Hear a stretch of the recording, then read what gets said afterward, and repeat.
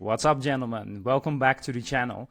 So in this one, we're going to cover this story that's been going viral in the last few days of this tech CEO that got caught cheating on his wife at a Coldplay concert. He ended up cheating with the head of HR of the startup that he was working at. I cannot imagine a worse way to get caught cheating than in front of 50,000 people, and that there's so much public outrage that there is for this guy. The thing is also that because he cheated with a coworker, when he's the CEO, you get all of this public outrage, this drama, because it fits an archetype, right? Like, oh, this guy that is in the most powerful position in the company, he cheats with a subordinate or with a secretary or something like that. This guy, next day, he resigned. She also, because they work at the same company, she also had to go. Yeah, and it was just a disaster for both of them, and especially because there's so many memes going around, so many people making fun of this situation. This is the reason that I always say, if you're in a relationship, especially if you're in a monogamous relationship, you promised each other to be faithful and stuff, don't go around and cheat. You're just always going to get caught sooner or later. It might be tomorrow, that might be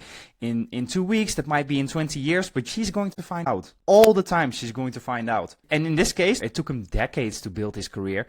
He had a family, he had 2 kids, he's going to get divorced over this, he lost his reputation, his career. Was it all worth it? Of course that it's not worth it, right? And of course that he was also, we have to say that he was really unlucky, because who imagines that in front of 50,000 people that they pick exactly them? But not people next to them, but exactly them. Also, a point is that it's not even about the cheating itself necessarily. It's about the dishonesty, that you present yourself.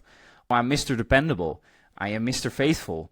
I have a wife and 2 kids, and I've always been loyal to them. And then you go around behind her back and you're cheating on her, that you're dishonest. That's the biggest problem. Because I can name so many examples of celebrities, people in positions of power, that also have gone behind their wife's back, or that just live a playboy lifestyle and they all get away with it.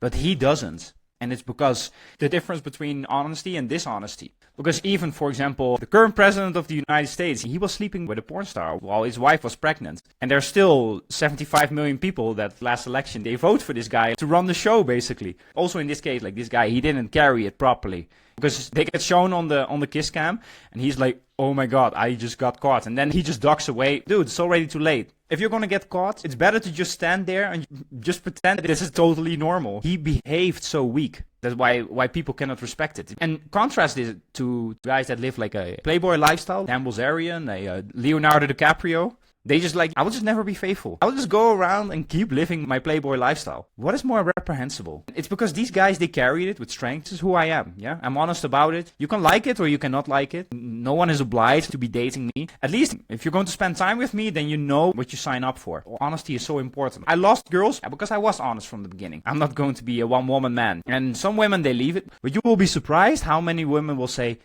well, I understand it. This guy is attractive. He has options. I want his attention and I really like him. I will want to keep spending time with him. Many people, they will try to shame this guy. He cheated on his wife. That's bad. Most men, they would have done the same thing as this guy. He is married for many years. When he was younger, he was probably also not exploring many options. But then when you become CEO, all of a sudden the head of HR looks at you like you're more sexy than you used to be. And all of a sudden women, they just give you more attention than they used to. That's why for most men it's so difficult to say no to it. So that's it, guys. This case, like, it blew up in his face and he will have to pay for it for the rest of his life probably. For most men this will probably be a little bit less extreme, but it will still be destructive. At the same time, the guys that are honest and that carry it with strength, like those guys, they get away with it. Make sure that you have options in your dating life and that you're in the driver's seat. Because if you have explored your options, settled down with someone that you really like, yeah, then the likelihood that you even want to cheat is going to be far and far and far lower. So if you want to take control of your dating life and you want to figure that out in the next few months, then you can book a call with me in the link in the bio,